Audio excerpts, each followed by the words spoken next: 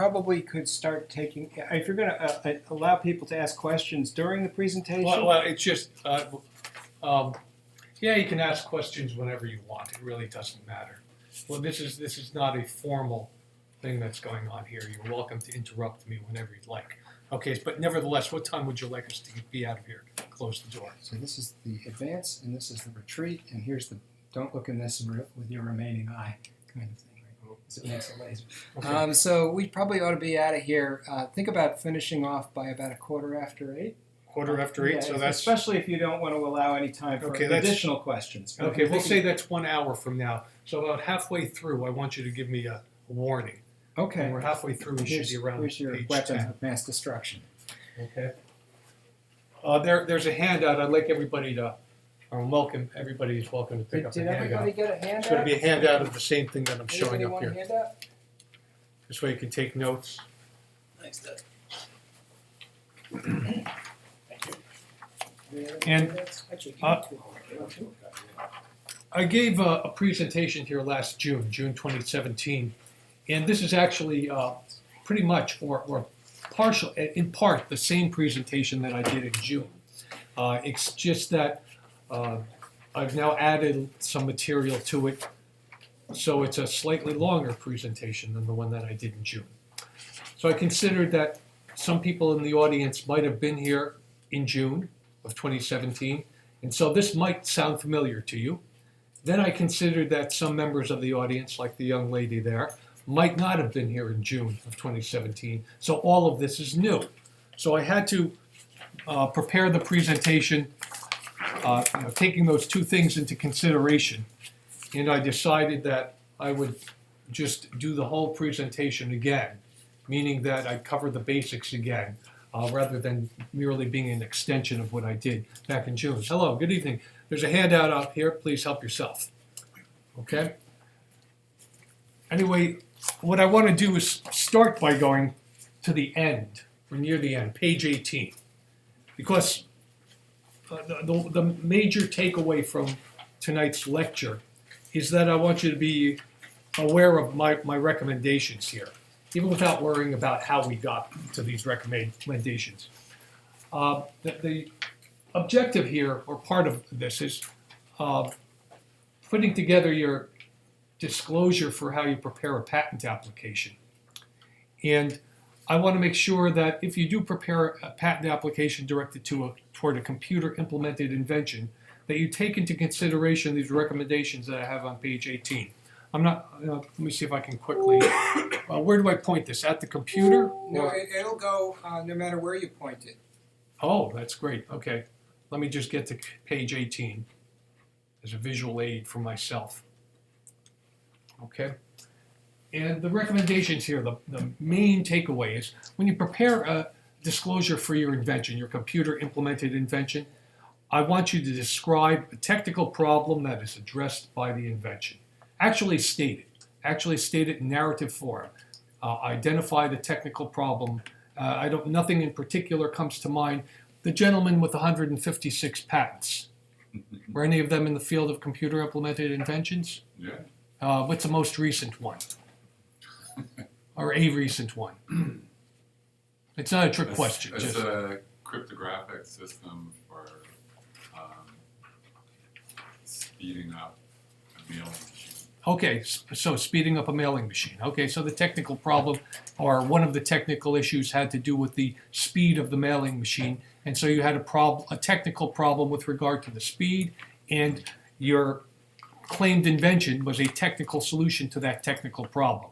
So you would, somewhere in your patent application, describe that technical problem with regard to the speed, describe or explain that your invention addresses that technical problem. As we go through here, pages 1 through 17, it'll become more apparent why I'm making these recommendations. Emphasize the technical contribution of your invention. In other words, even in the context of the mailing machine, we wouldn't be so concerned with getting the mail to the people on time or getting the address correct or anything like that, but rather it's speeding up the operation of the mailing machine. Emphasize your technical features of your invention rather than emphasizing the administrative or business benefits of the invention. Also, in preparing, provide an end-to-end example of the operation of your invention. Very often I work with inventors who will tell me about their product. There might be there's presumably an invention in the product somewhere. And they will tell me about the product and the benefits of their product and how the customers will probably love their product when it gets to market.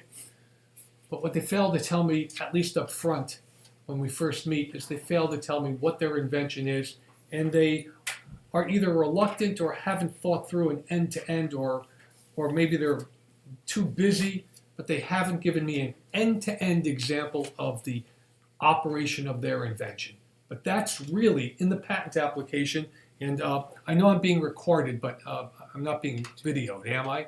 No, Okay. it's So it's just my your voice. voice. The only video is the screen. Okay, so nevertheless, for the benefit of whoever's listening to the recording, I'm just illustrating the invention as a rectangle, okay? Where that rectangle is an invention inside a bigger rectangle, which might be the product, okay? For the patent application, we are interested in that little rectangle, the operation of the invention, and that's where the majority of your disclosure, the majority of your description, excuse me, is that me? No, I think it's both of us. Oh no, I'm sorry about this. It's my wife. All right, so I will have to take this. You can stop the recording if you like. Oh. Or you can tell your wife that you're being Hello, recorded. Amy. I'm in the middle of a presentation. I have 30 people looking at me as I'm talking on the phone. Okay, bye-bye. All right. She said it wasn't in the calendar and she didn't know. So, You didn't take out the garbage. Tell the truth. okay, you can start the recording again. All right, so we're interested in the little rectangle. That's where I want you to emphasize end-to-end example of the operation of your invention. So if your invention is cryptographic treatment, processing of some mail information, you would start with regular data, whatever your input data is to that little rectangle up there. Input data, the operations that are performed on that to come out with the secure data at the output, okay? Anyway, now back to the beginning of the presentation.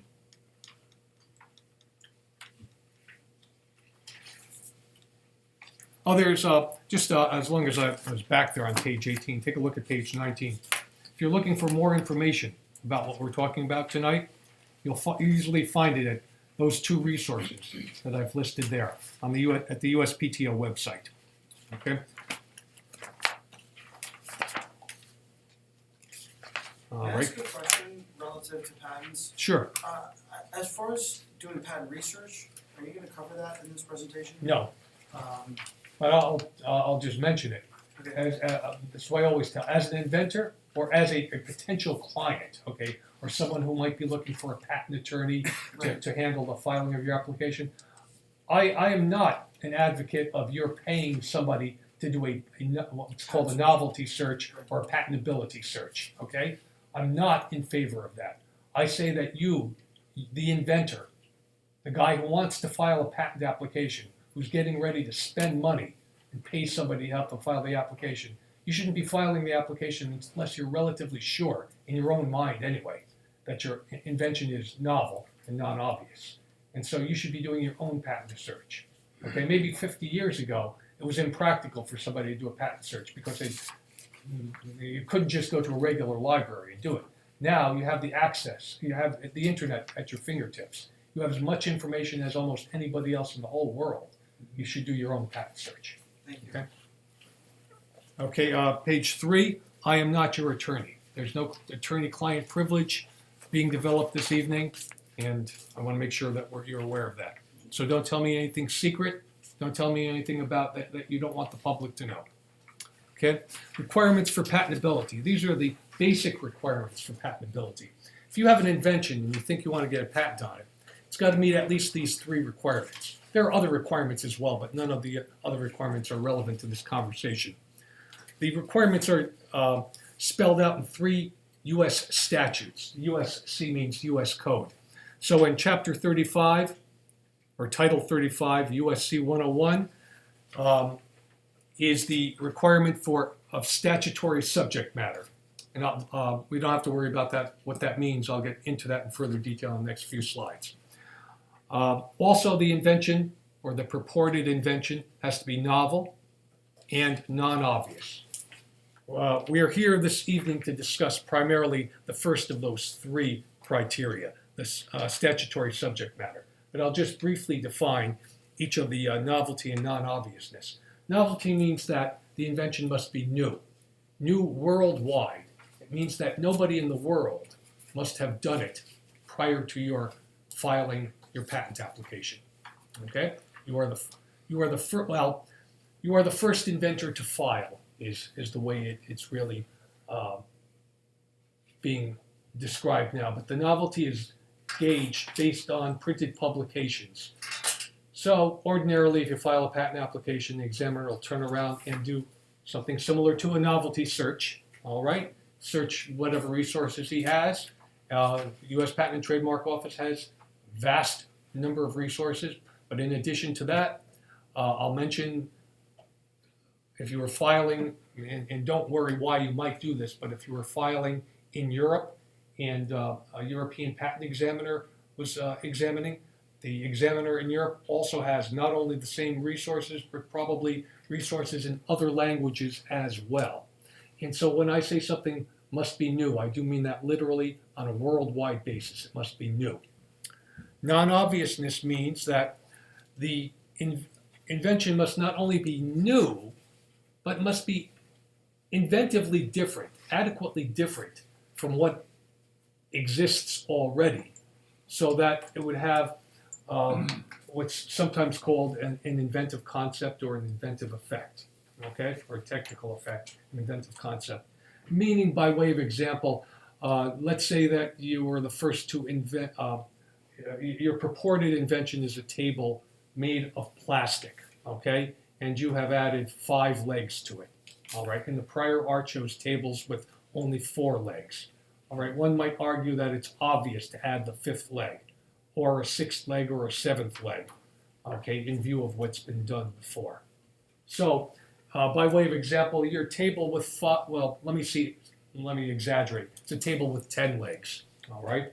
Might be that you are the first person to come up with a table with 10 legs, but the examiner would say a table with 10 legs is obvious in view of a table with 3 or more legs, okay? But tonight we're interested most primarily in the statutory subject matter under 35 USC 101, going to slide number 5, all right?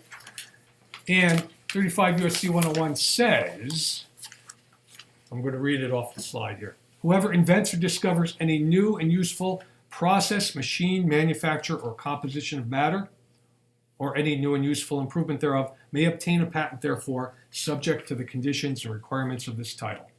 Well, I've emboldened some of the language of that narrative. I've emboldened the phrases process, machine, manufacture, or composition of matter. And in my own mind, I refer to those as the 4 M's, where the word, I've substituted the word method in place of process.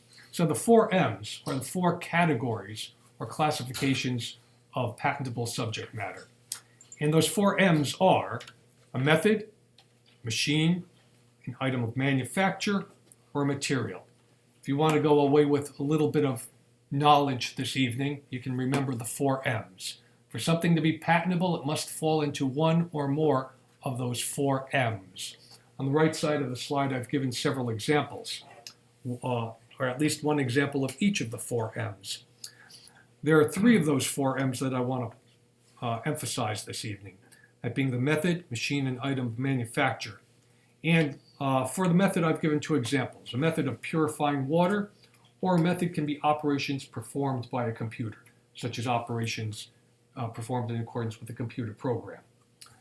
A machine, examples of a machine is a bicycle, or a computer is also a machine. Generally, a machine is something that has some kind of moving parts. And clearly, a bicycle has moving parts, but also one can argue that a computer has moving parts, that being the movement of electrons through the circuits within. Item manufacture. I've given examples of a hammer and a storage device having a program thereon.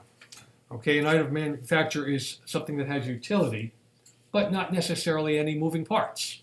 So a hammer is a tool, but in and of itself, you wouldn't call it a machine. A storage device having a program thereon would be an examples. Examples would include CD-ROM or a flash drive or any other kind of storage device, electronic storage. I'm emphasizing those three M's because each of those three M's include an example of something having to do with a computer. Next slide, number 6. Even though there are those four M's, and even though one might say, as a first instance, that if you have an invention that falls into one of those four M's, it satisfies the requirement of 35 U.S.C. 101. But there are exceptions. In other words, there are exceptions of things that could fall into one of those four categories, but the courts have deemed that these exceptions do not qualify as patentable subject matter. And they're called judicial exceptions or unpatentable exceptions. Examples of judicial exceptions, or the three main judicial exceptions categories, are laws of nature, natural phenomenon, and an abstract idea. Law of nature, I've given the formula E equals mc squared. So even if you were Albert Einstein and had discovered that E equals mc squared, the formula itself is a discovery of a law of nature, and it's not in and of itself a patentable idea, or patentable subject matter, I should say. More specifically, it's a judicial exception, even though one might argue that the E equals mc squared is a statement of a method that if you have some mass and move it at the square of the speed of light, you convert it to energy, okay? Nevertheless, it is a law of nature and therefore judicial exception. Natural phenomenon are naturally occurring things, such as naturally occurring mineral or naturally occurring plant. So similarly, if you were to find a discover, I'll use that word, a new mineral or discover a new plant, that would be a discovery and not an invention. The big thing here, What about the use of that mineral or something like that could be patentable though. That could be. Like yes. So some new mineral and it cures. Right, if you use that mineral in a balm as a skin cream, or to wash your face to get dirt off, yes, that could be a patentable invention. Okay, but the way I stated it there is that minerals being used in association or combination with some other feature. All right, but the mineral by itself, you could not get a patent on the mineral. Abstract idea. Examples of abstract idea are a mathematical algorithm or a method that can be performed in the mind of a human being. Example, an algorithm for calculating investment risk. I used to call this, by the way, the big head theory. Oh, by the way, welcome to the people that are coming in. We have some handouts up here. And even you guys that came in maybe while I was speaking, there's some handouts. Thank you. Okay? We're already on page 6 here. So move along now. Okay, abstract idea. This concept of method that could be performed in the mind of a human being. I used to call this the big head theory, meaning that let's assume that you might have a computer program that's really, really complex and comes up with, and processes all kinds of numbers, like matrix or array processing, and does it really quick and comes up with a result. Okay, finding the determinant of a 10 by 10 matrix or something like that. And you might say, hey, that's pretty clever. I think I'd like to get a patent on that. You would not be able to, because that is merely an algorithm being performed, or it's actually a mathematical algorithm. And By analogy, it's a method that can be performed in the mind of a human being if that human being had a really, really big head. Okay? Statutory exceptions. There is a statutory exception to the 4 M's, and one example is a tax strategy. You cannot get a patent on a tax strategy. Yes, sir. Yeah, I'm thinking about, You're stuck on that big head, aren't you? yeah, the big head. In my mind, I have Your a way big to head. do natural language processing that a computer can't do. But if Yeah. I can get the computer to do what's in my mind, wouldn't that be a That's it. patentable thing? That's a really good question. And we're going to get to it pretty soon. Not that, but you know what? We're going to get to that. I mean, I think you Okay. need that big a head And to try and by the way, understand what you're saying. For the benefit of people who might be listening to the recording, Doug here asked the question. He says, "What if in his mind he's doing some natural language processing that arguably could be done, well, in your mind, but would that be a patentable invention?" Well, and I'll just answer quickly. The first instance, it's an abstract idea, but arguably we can add something called significantly more to that abstract idea, or make some other arguments that might render it to be, or allowed to be classified as patentable subject matter. Okay? Can I ask you an abstract question about what doesn't classify to be patentable matter? Due to something, I guess, natural phenomena, anything that's a self-perpetuating machine or quote-unquote free energy device, I hear that does not qualify. You mean perpetual motion machine? Perpetual motion, that's I what think, that doesn't qualify for a different reason, and that is because it's impossible. All right? So there might be a more eloquent way of stating that, but it's something that can't be done. And if you invent a perpetual motion machine, it would probably be patentable, but you'd be working on that for a long time. All right. Any other questions before I could move on?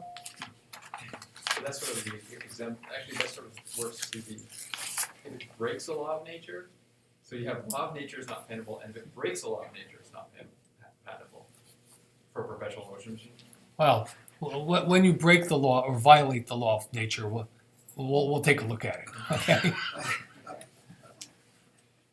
Next slide, page 7. And this is just redundant of the things that I've just described already. I introduced patentable subject matter, the 4 M's. I've drawn one block for each of the 4 M's, and then down below, on the bottom of this flow chart, I have the judicial exceptions.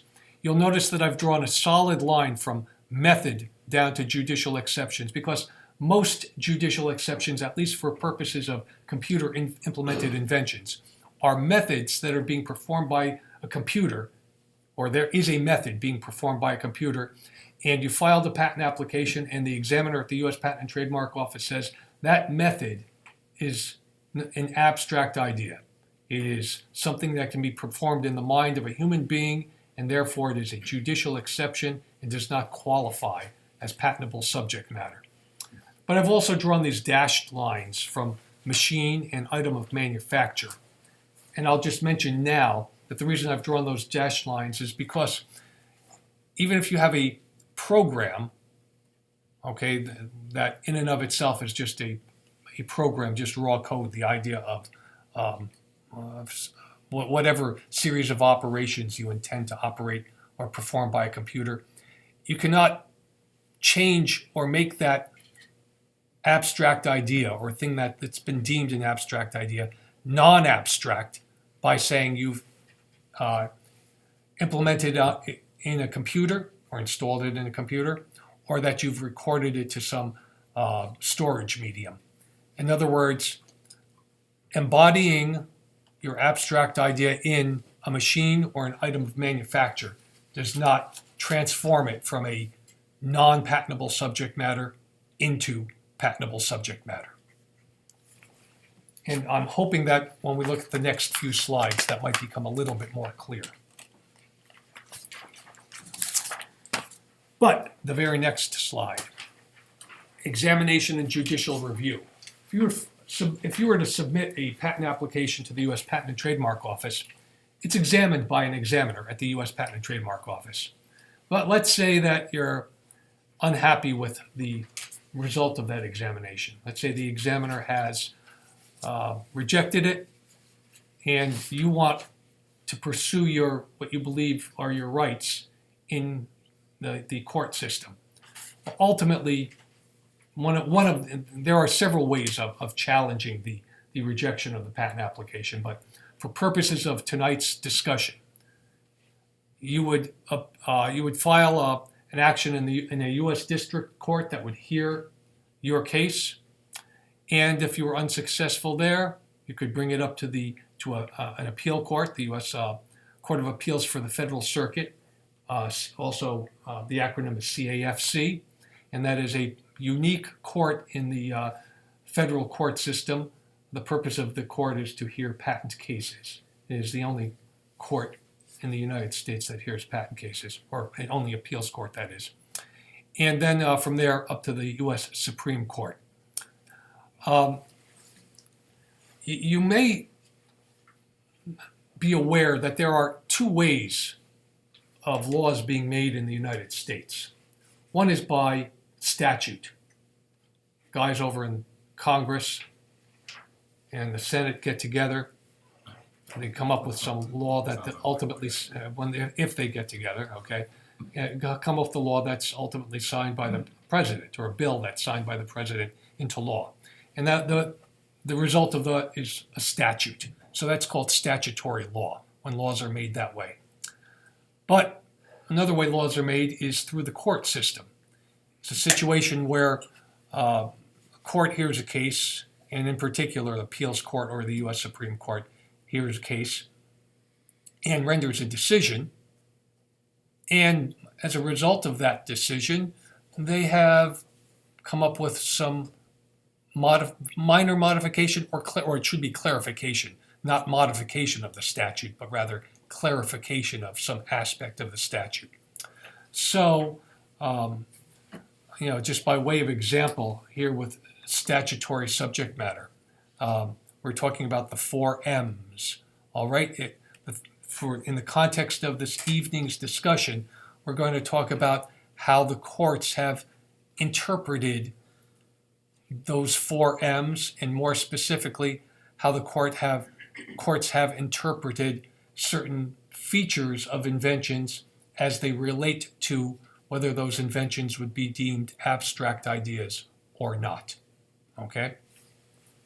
John, before you proceed. Yeah. So in the U.S. Patent and Trademark Office, is that the Patent Trial and Appeals Board that reviews the cases? Yeah, I haven't provided all of the steps here in this drawing on page 8, but among the boards, or among the, I'll use the word entities, at the U.S. Patent and Trademark Office that will consider the patentability of your invention could be the PTAB, Patent Trial and Appeal Board, yes. So if you don't like the PTAB ruling, can you then appeal to the U.S. District Court? Is that the procedure? It wouldn't be an appeal at that point.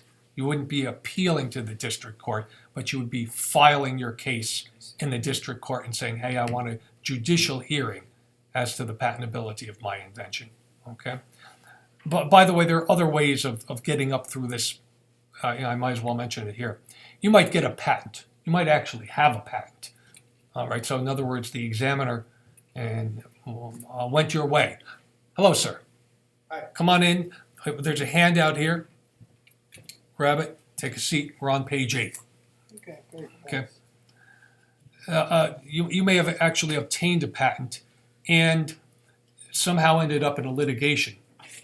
For example, you own your patent, you're asserting that somebody is infringing the patent, and they're saying they're not infringing, and you end up in district court, and ultimately the CAFC and the U.S. Supreme Court.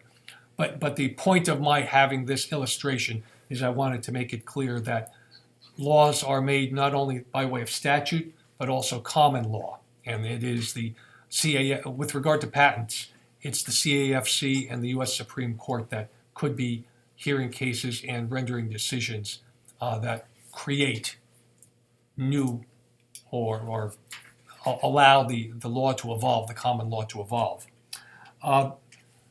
This there's a phrase that you might have heard. The phrase is stare decisis. Stare decisis. It's Latin. It's 2 words. The spelling is stare for stare, and decisis decis, I believe. Okay, and when an appeals court or the Supreme Court renders a decision, it's usually called a precedential decision. In other words, they've set a precedent. So subsequently, if there is a new case, when then attorneys are considering the new case, they'll look back at prior cases and ask the question, are my facts similar to that prior case, or how are my facts similar to that prior case?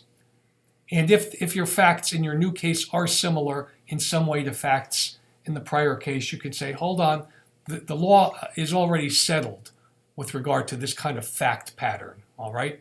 Back there in that earlier case, there was a precedent set. And so we don't have to litigate this now because the law says that a certain type of subject matter is patentable and therefore I'm entitled to a patent on it. Or if you're on the opposing side, you could look back and say, hey, look at that prior case. There was a certain type of invention that's not patentable. This new invention is similar to that invention, and therefore the new invention is not patentable subject matter. And going to the next slide, slide number 9, and a couple of the other slides if you were to look ahead, I have these tables where I've laid out some cases. And each of these cases was heard. Actually, you can look at the citations. And if you're not familiar with the citations, and by the way, you can easily search for any of these cases on the internet, and you can find them quite easily. And if you are really interested in this topic and really want to learn more about it, go ahead and read each of these cases. And they are relatively readable. They're not in Old English, they're not in Latin, they're in modern English, and they, for the most part, make quite a bit of sense. Okay? Each of these on this slide, the citation 409 US 63, by way of example, because it says US in there, that means that the case was heard and decided by the US Supreme Court. So these are like top cases right here. All right, and I have them spanning back to 1972 through relatively recently.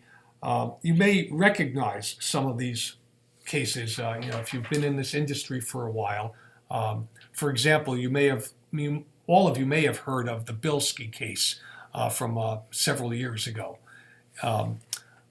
But whether you've heard of the cases or not isn't particularly relevant, and you don't have to have heard of the cases. You don't have to have any knowledge of them.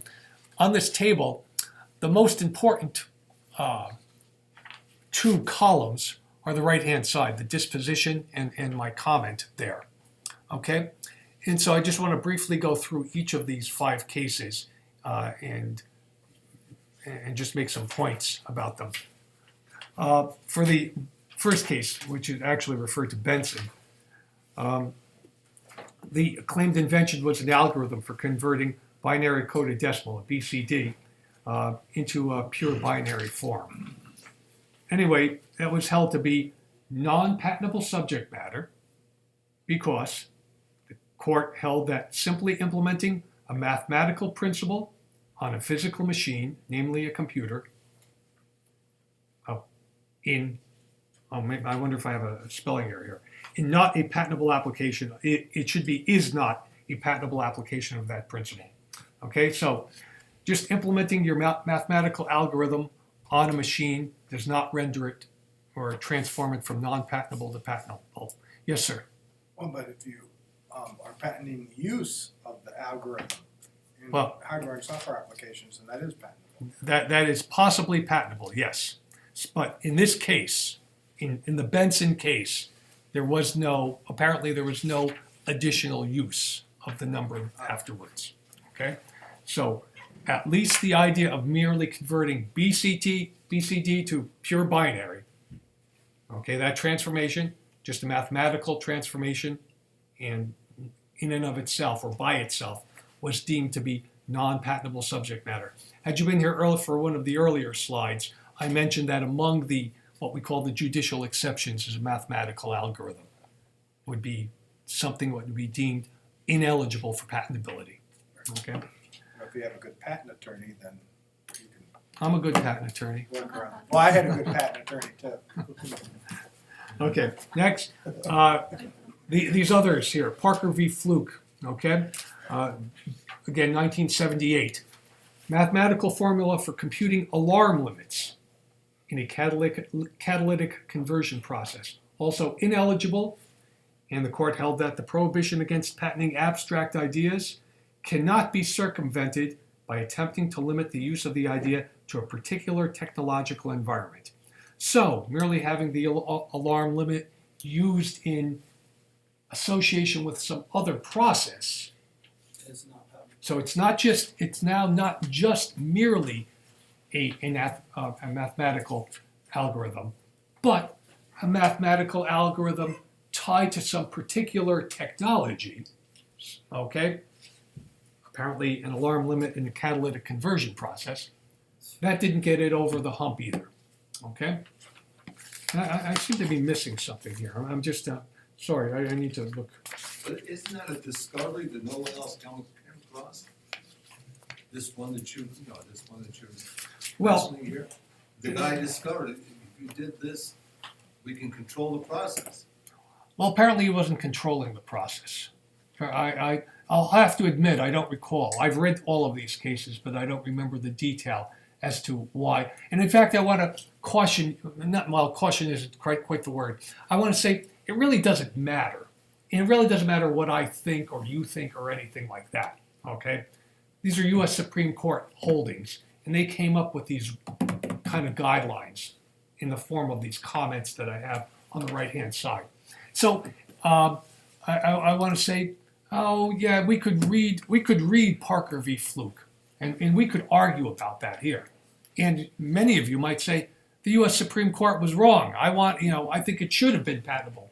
It really doesn't matter because back in 1978, the U.S. Supreme Court made their decision, and now part of our common law is that you cannot circumvent by attempting to limit the use of the idea to a particular technological environment.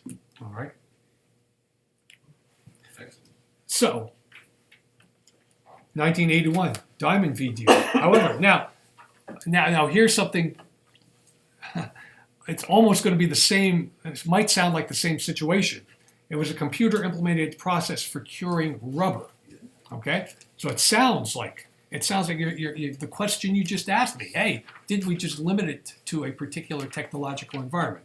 Well, anyway, they said that that the U.S. Supreme Court found that claimed process was patent eligible because it improved an existing technological process. I assumed it was ineligible. I know. And so here, you might read those two cases, and all of a sudden you're going in circles with them. Okay, these are the kind of circles I go into with every day. Okay, my mind you wouldn't believe what's in my head. Okay, it's a mess in there. And you're going to mess it up with another question. So I've heard that merely implementing a process on a computer does not make the process patentable. And when I read this, it sounds like they merely implemented the process of curing rubber with a computer. Not quite. Actually, in Diamond v. Deere, they also there was a further control of the rubber process. So, at least in Diamond v. Deere, there was some interaction between the computer and the outside world. All right, but Doug and you guys don't get all tied up in this. Okay, don't worry about it. The details of Diamond v. Deere or the details of it, but just understand that hey, the court said it improved an existing technological process. Therefore, I'm going to jump ahead here. Okay, I'm going to jump ahead. If you have an application now, an invention, and you can make a strong argument that your invention improved an existing technological process, well, that's a point in your favor for patentable subject matter, okay, or patent eligible subject matter, okay?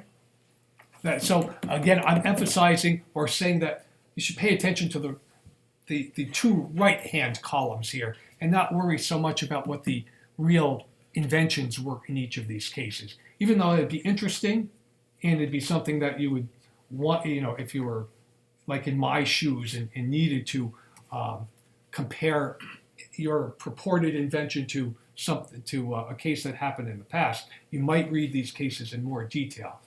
But generally speaking, for purposes of this lecture this evening, focus on that right-hand column. Okay, this guy's got a lot of questions. Last question, Follow this me. is right up my alley, because the software part. There's a software attorney as well as a patent applicator. He's the first one to get a US software patent, and he converted it from copyright to. I'm sorry, we lost me. IACTJohn, Supreme Court, May 26, 1981. Wait, are you telling me, are you reading something here, or are you telling me? It's something separate. It's something related to this, but there's a Okay. question. Okay, yeah, start again and say it loud enough Okay. so that, So the question, to be louder and more specific, is that I see here that you said there's something under statutory as well as the case law. There's a man by the name of Palasija, an Indian-born attorney and inventor, patent writer, and he was the first Past one to president hold of a IACT. patent software. And his thing, he apparently, according to him, that code was not protected enough through copyright, that it had to be protected through the system. That's what software was, a patentable system. I'm sorry, I'm not following. If you have a question in there, do me a favor. Give me a simple question that I can understand. So I'm having trouble here. just how do you separate it between between the review and showing something that is not this method, and then it falls without the standards? I have the following suggestion. Let me do this whole lecture and then ask the question Okay. again at the end. My apologies. Okay, I will mention something now. You mentioned the word copyright, okay? Yeah. Just want to mention to all of you that since we're talking about computer implemented inventions, and more specifically, inventions that are embodied in software, okay? Software is covered by or protected by copyright, all right? So you write a program, if you write a program, and you are truly the author of that program, you have a copyright in that program, all right? So, and that happens as soon as you reduce it to a tangible medium of expression, meaning as soon as you have it and stored it in the tangible memory of your computer, okay? That's a copyright protected, or that is protected by copyright, all right? So that means that if somebody does take your program from you and copies it, that is a copyright infringement, all right? Do you have to make it part of the public domain? No. As soon as you write something on that piece of paper, you have a copyright in it. Similarly, as soon as you write your program, you have a copyright in your program. You don't have to register, you don't have to do anything. This is not a discussion about copyright though, but since he used the word, and since we're talking about software, I'm just going to mention to you that your software will be protected by copyright, but tonight's lecture is on patentability. All right. Bilski, method for hedging against financial risk and price fluctuations. Hey, Doug, you were supposed to tell me about the halfway point, or beyond halfway. I gave you one simple task, and you blew it. All right. I'm sorry. Okay, Bilski, method of hedging against financial risk, ineligible. Hedging, and this is the court. By the way, this is me paraphrasing the court. Hedging is a fundamental economic practice, long prevalent in our system of commerce and taught in any introductory finance class. Well, maybe I'm paraphrasing. Maybe that was in the case. I don't remember which.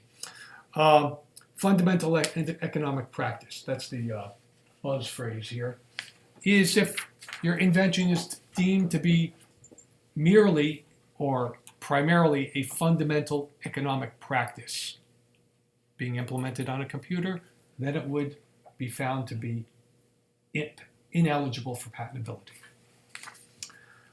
Mayo. Well, by the way, Mayo was not a computer case per se. The method for measuring metabolites in the bloodstream in order to calibrate the appropriate dosage of a particular drug in the treatment of autoimmune diseases. There may have been a computer used in there somewhere, but this was not a computer case per se. It was a case having to do with how do you calculate or measure these metabolites, and once you do, what do you do with them, all right? Anyway, it was found to be ineligible.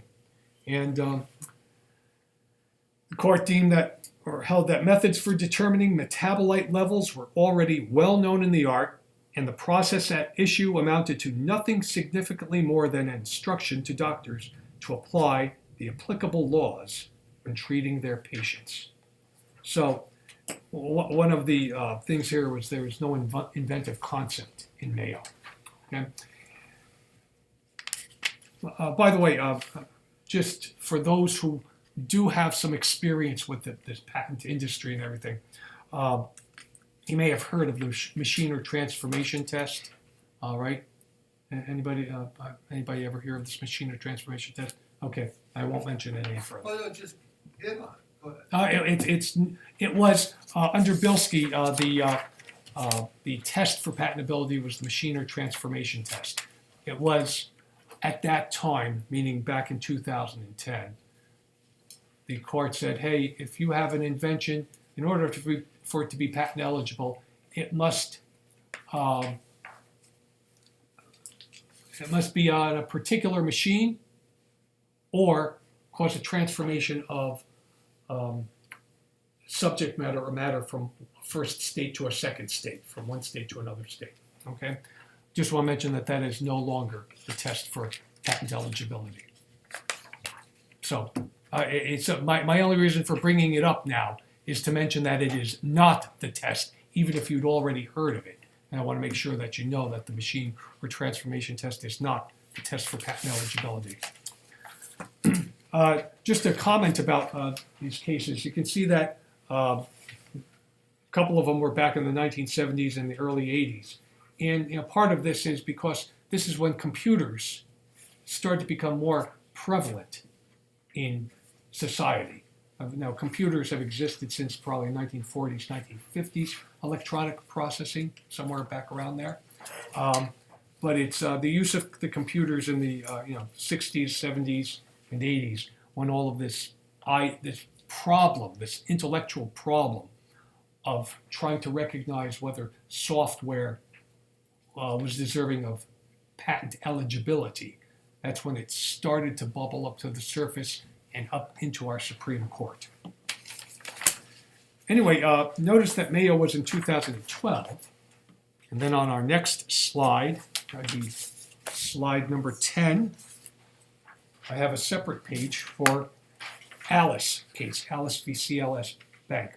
Now again, those of you who listen to the news about patents and things, Alice was a big U.S. Supreme Court case, and the subject matter or the invention was a computer-implemented scheme for mitigating settlement risk, i.e. the risk that only one party to a financial transaction will pay what it owes by using a third-party intermediary.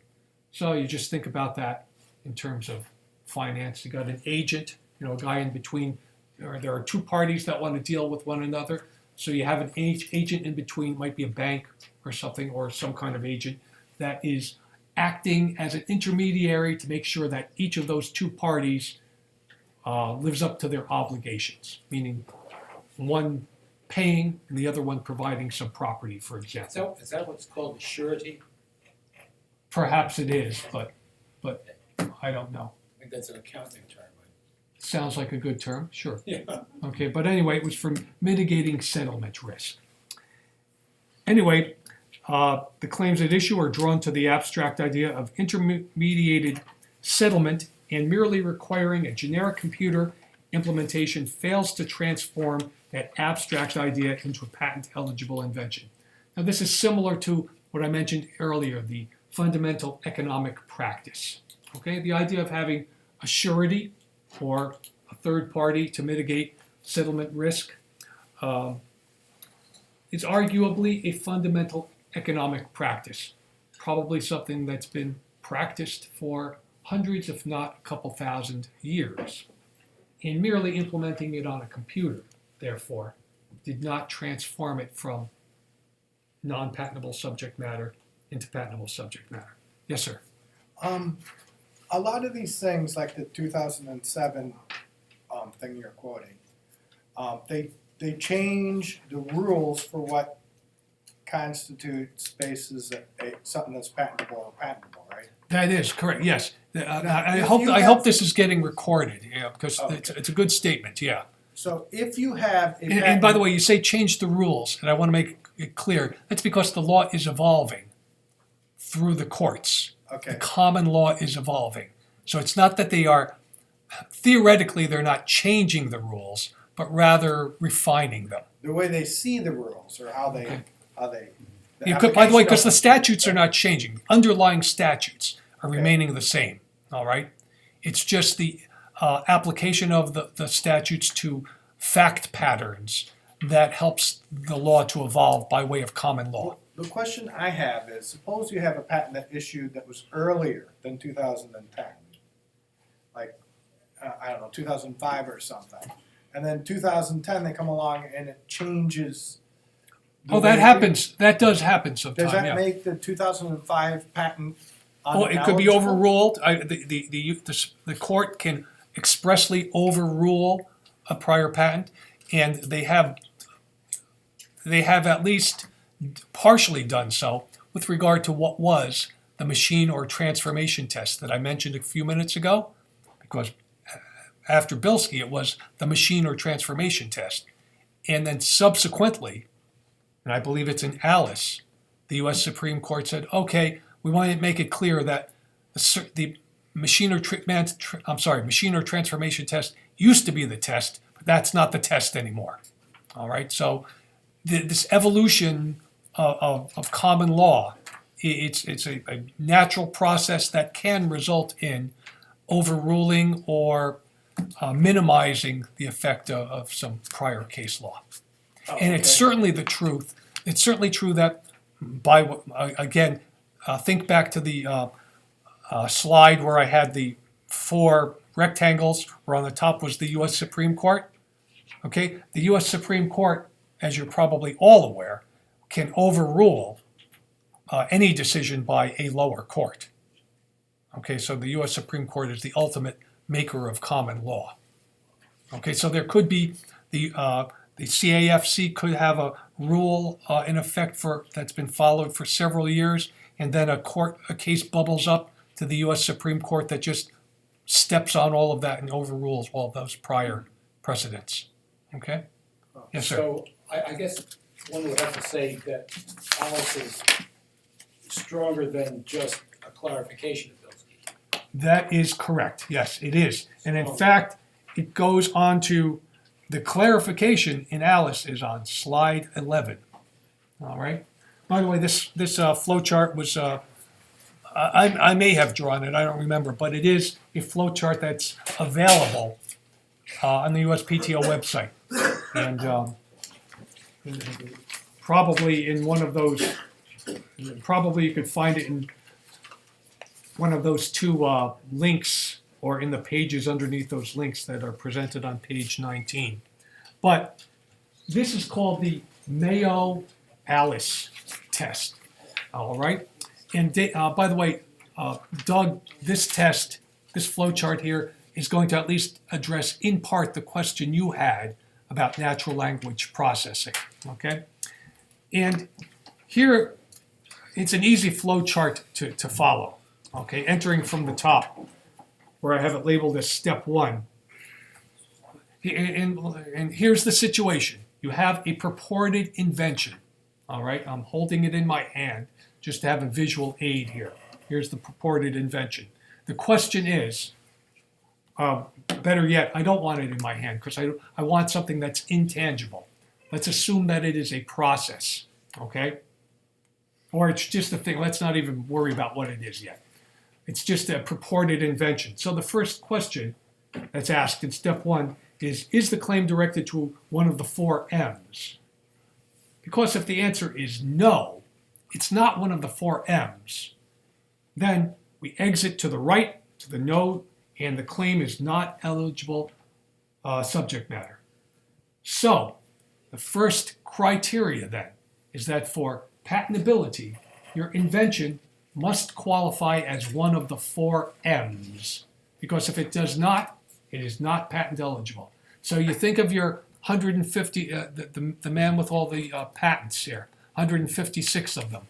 If you were to look at each of them, you would hopefully you'll find that all of them qualify in at least one of those 4 M's. All of you guys who are thinking about your inventions, your patent applications, if you have them, hopefully, in fact, almost all the time, at least for purposes of the kind of inventions that we typically run across, falls into one of those 4 M's. All right?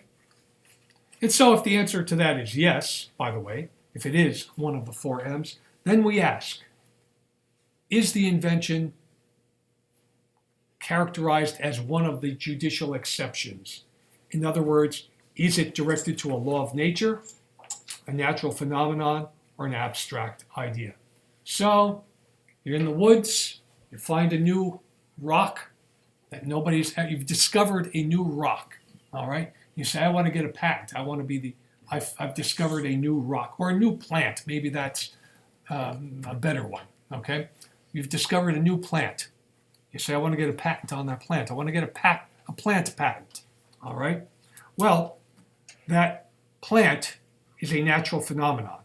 So therefore, it would not, it's not patent eligible, okay? And it would fall down. I'm sorry. I have that. Let me be more specific. If you have a plant, it is at least arguably a material, all right?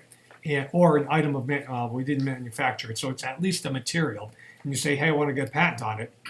And you get to the judicial exception, and the question is it directed to one of the judicial exceptions? If the answer is yes, we're going to fall down through to the bottom decision block. So let me stay more on computer implemented inventions now, okay? You have an invention that's embodied in software, natural language processor, okay? Is the natural language process directed to one of the 4 M's? The answer is yes. It is a method. So it will fall down into step 2A. Is it a judicial exception? Well, arguably it is. Arguably it's an abstract idea. But by way of example, it is a method that could be executed in the mind of a human being. So it's going to fall down to the step 2B. And that's where we ask. That's where the courts have told us we will ask. Does the claim recite additional elements that amount to significantly more than the judicial exception? So, addressing Doug's earlier question about natural language processing, he asked whether natural language processing could qualify as patent eligible subject matter, and the answer is it depends, because if your claim includes significantly more than just the abstract idea of natural language processing, it could go through the yes that way, to the left side of step 2B, and the claim does qualify as eligible subject matter. So this flowchart, the Mayo-Alice test, I'm going to mention is just something about reading cases. This test was actually decided or kind of in its infancy in the Mayo case that was in that table a couple of slides back. It was the bottom case there. It was on page 9. the Mayo case, this test was actually employed in the Mayo case, but they didn't call it a test. It's kind of buried in there somewhere. And it wasn't until the Alice case that the US Supreme Court looked back at its own prior case and say, hey, we've just realized that we had a test back there in the Mayo case. And we now want to be more formal about it. And we're going to say, hey, there's a test. And they didn't draw this flowchart, by the way, that's the US Supreme Court. They just said that in order for it to qualify as patentable subject matter, you have to make these several decisions. And even then, even in the Alice test, it didn't come, it wasn't presented like, here is the test, to make it easy for us guys, but rather is even this test that's presented here was something that through discussion, through, over, since the Alice test, it's something that has come out and been recognized as, oh, this is the test that we now have to apply for patent eligibility, subject matter eligibility. And so, there's a few issues there in that flow chart. As simple as it may look, okay? One of the questions that would come to mind is, what is an abstract idea? Okay? In step 2A, is the claim directed to an abstract idea? So, over the years, the courts have heard cases involving various inventions and concluded that some of those inventions are, or at least the way that those inventions are claimed, are merely abstract ideas, or maybe they're not abstract ideas. So this is the idea of how the case law develops over the years. It's not, the statutes don't define abstract idea, but rather the definition of an abstract idea is something that has evolved and is continuing to evolve in the courts now. I saw a hand go up a little bit. Do you have a little question? It's not a question, it's just that I see you have several slides to go. Oh, and we're getting close. We're running short on time. Right. So if you want to change the pace, Okay. go really fast or something. Okay, I will go faster then. I'll go to page 12, slide 12. And that's on there. I pressed the wrong button here. On page 12, these are several examples of concepts that the courts have found to be ineligible, abstract ideas that are ineligible, okay? Mitigating settlement risk, hedging, creating a contractual relationship, and using advertising in exchange for currency. That fourth one being, for example, if you are using a cell phone, by way of example, and willing to watch an ad first, and then at the end you acknowledge that you've watched that ad, you might get to do your cell phone call for free. Slide 13, examples of limitations that are not significantly more. And by the way, these are, again, I'm referring back to the phrases that were in that flow chart. Page 12 dealt with some basic examples of what are abstract ideas. Slide 13 is examples of things that are not deemed to have been significantly more. And since we're short on time, I'm not going to read them, but mere instructions to implement, I'm not going to read them all, implement the idea on a computer, simply amending the judicial exception to a known industry, adding insignificant extra solution activity. That means, for example, coming up with a result and then putting it on a display, for example, or doing some downstream utilization that has nothing to do with the invention at all. Okay? Or item 4, generally linking the use of the judicial exception to a particular technological environment. By the way, these are also consistent with those 4 or 5 cases in the table that I showed you several slides ago. Slide 14 are examples of features that have qualified as significantly more. And if you have a pencil and you're looking at page 14, I would like you to circle items numbers 1, 2, and 5. Because in my opinion, it's items 1, 2, and 5 on slide 14 that are the best way of illustrating to the U.S. Patent and Trademark Office or the courts that your invention includes significantly more than the abstract idea. It is item 1, improvements to another technology or technical field. So, using Doug's example of natural language processing, we can argue that his invention is not, although it might at first instance be recognized as an abstract idea, meaning it's something that could be performed in the mind of a human being, depending on how he claims it, what other features he might put along with it, you could say this is an improvement to another field, the field of computer implemented natural language processing. It's an improvement to the way we use a computer to do natural language processing. And therefore your argument would be that it is significantly more than an abstract idea and therefore qualifies as patent eligible subject matter. All right? Probably should have called it computational natural language processing. Okay, but whatever argument you want to make, the point being is that item 1, improvements to another technology or technical field. Number 2, improvement to the functioning of the computer itself.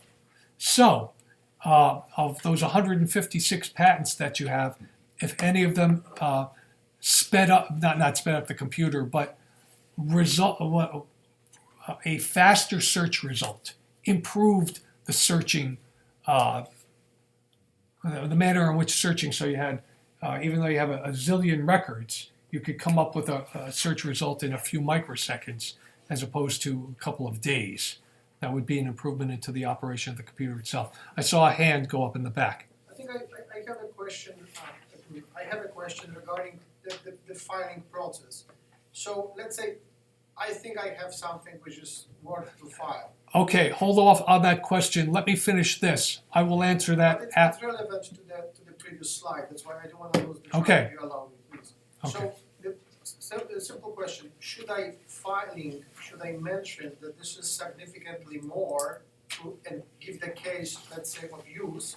So there is a process which is already patented. In my case, it's just significantly different. So it will narrow their research about qualifying this or not Okay. qualifying. It sounds like your question is, when you file your patent application, in your patent application, should you present the argument or a statement that you think that your invention is significantly more than an abstract idea? Should The I do answer that? to that is no, you do not do that in a patent application.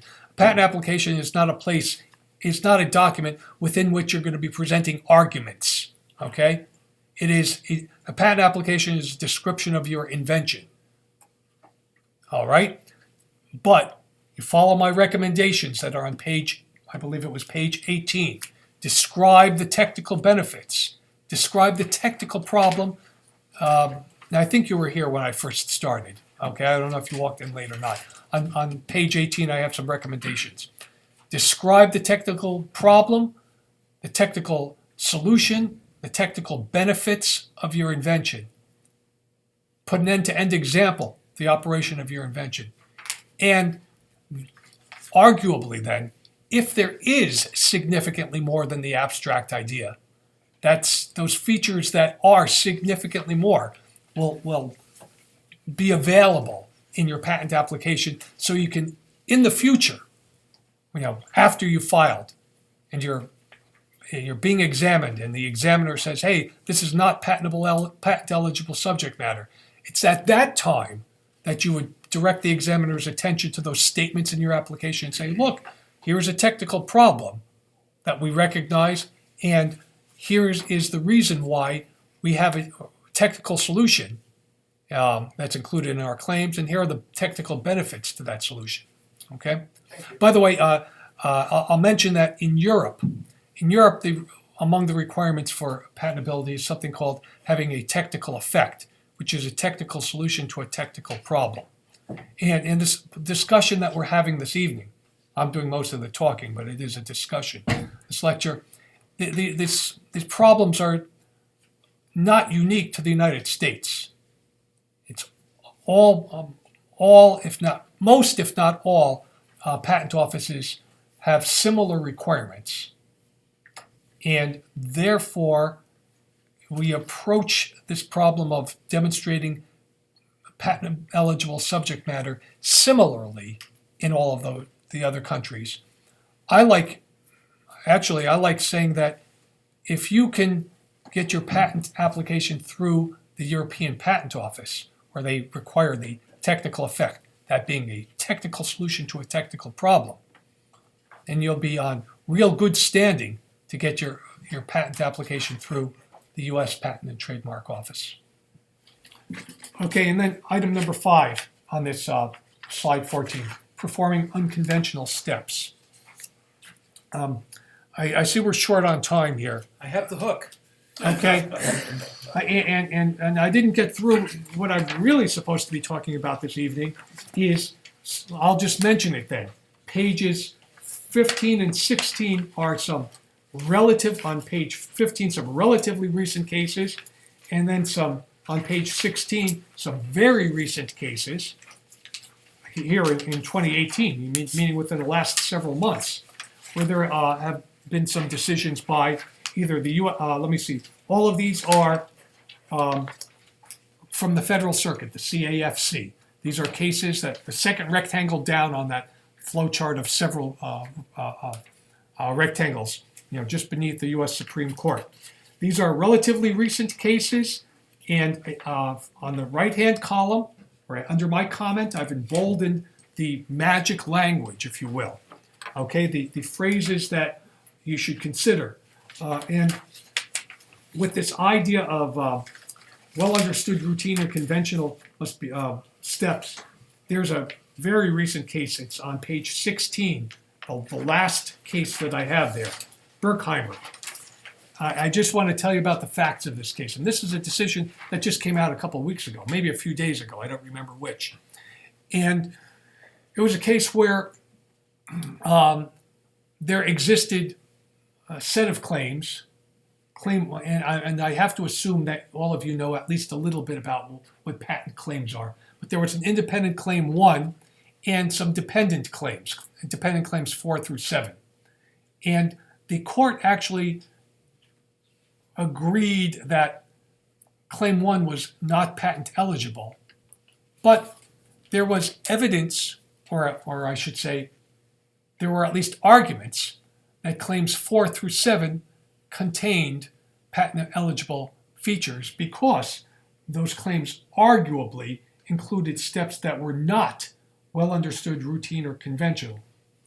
Okay, and so what the CAFC said was, hey, this case has to go back to the district court to consider those features in claims 4 through 7 and come up with some factual reasoning as to why they are either do or do not have well understood routine or conventional steps. The reason that this particular case is important now is because when preparing your patent application, I said, have an end-to-end example. Show all of the important steps so that someone can read your patent application and understand the operation of your invention from end to end. Because if the examiner during prosecution, during examination, the examiner says, hey, this is not patentable subject matter, you might be in a position where you can argue that, hey, my invention includes unconventional steps. And if you've made that argument under this new ruling, the examiner will be required to come back and explain by showing some evidence as to why he's come to the conclusion that your claimed steps are well understood, routine, and conventional. And that's why on page 17, I've stated that in more specific terms. But I'm sorry that we've run out of time here. Doug is ready to throw me out. I would have liked to talk about these last few slides in greater detail. Can't do it though. Doug's looking at me like, I gotta go. Okay, so sorry, guys. Sorry we didn't talk about those other slides in greater Yes, detail. we have to have you back to finish. And you can start at the end. That's where right, the yeah. journey Next time I'll begins. start at the end and work my way towards Yeah. the front. Thank you, John. Okay. Do we stop the recording now? Yeah, I'll stop the recording, and I have Do a we have to few get out wrap-up I'll announcements see you. before you go. When does the library close? Well, what I wanted to, I think they want to get these guys out at 9 or so. But what I wanted to do was I wanted to just say a couple of words about our next speaker, who is Steve Schwartz. He's the co-founder of Device 42, and prior to that he started Tango, which eventually went public. And he got funding from the Angel Investor Forum. And he's going to come here and talk to us about his work as an investor and as a serial entrepreneur. And I hope you'll be able to join us then. That'll be next month. I'll give you a proper date here in a second. Here, it's the last Tuesday of the month. I'm sorry that my computer has failed me here. It's under future presentations, so I got to go up in here. It's 5/29/18. So the 29th of May is when Steve will be here, and he's presently running what is, I think now, a fairly successful startup in Device 42. Thank you all very much for coming, and if you have additional questions, I'm sure John will be very happy to help you resolve them.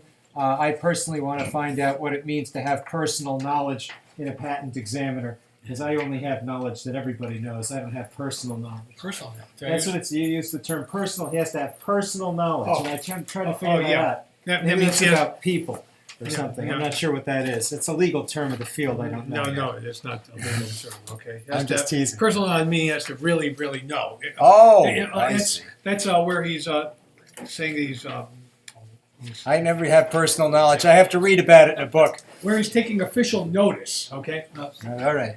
If anybody's really interested, I'll explain what that's about. Thank you But, very much but I for wanna- coming. For the Have a benefit safe of the drive people home. that walked in late, I want to emphasize that it was my recommendations on page 17, I'm sorry, on page 8.